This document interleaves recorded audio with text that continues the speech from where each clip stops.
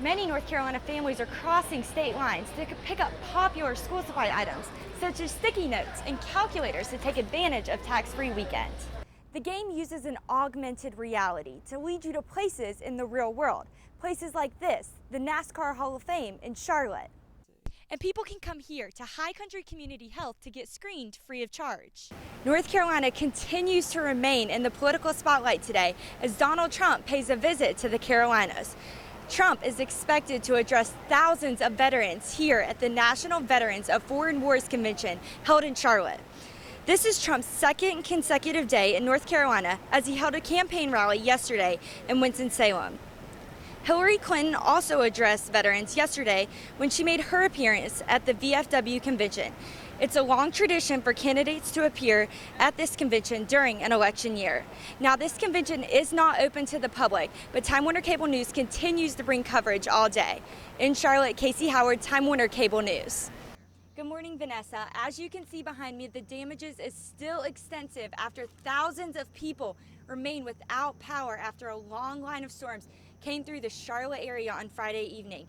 Duke Energy is reporting that approximately 30,000 people are still without power this morning in Mecklenburg, Gaston, and Catawba counties. For some, power outages may last until mid-Tuesday.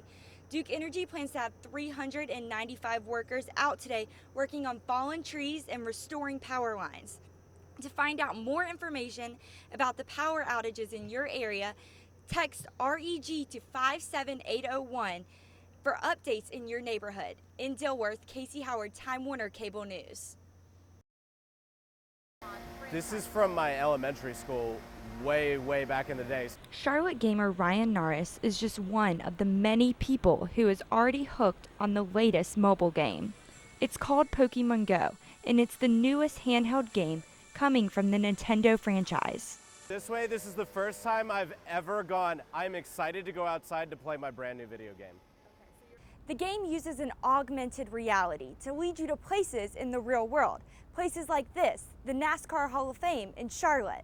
Quite frankly, there are parts of my neighborhood I've never seen before that I'm discovering now because of this game. As you wander in your hunt to catch Pokemon, you could end up being the catch for criminals. Okay, we got one.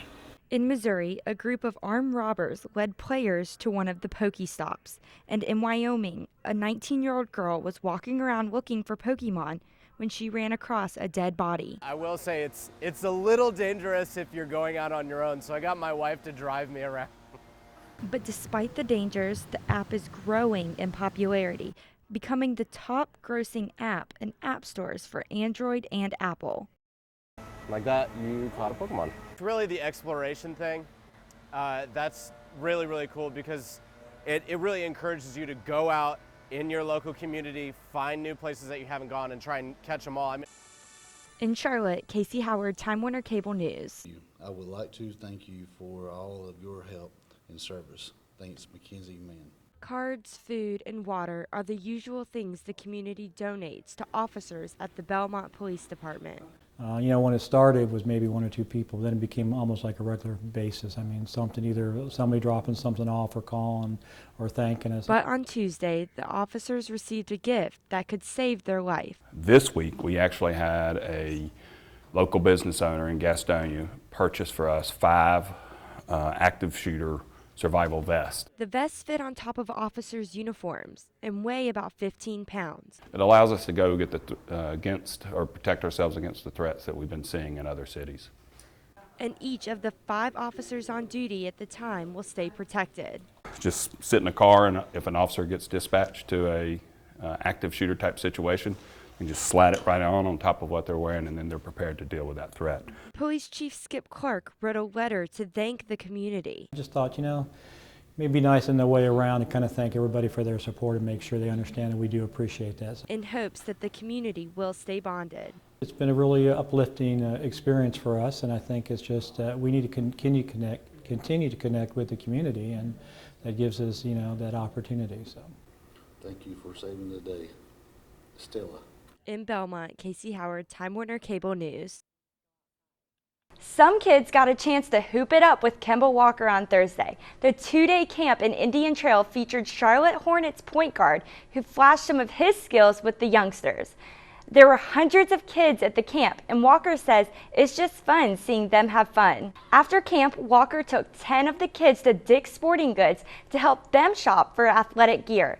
It was part of a Partners for Parks program. Stick around, we'll be right back with more on today's top stories. Plus, your exclusive Weather on the Ones forecast is next. Stay with us.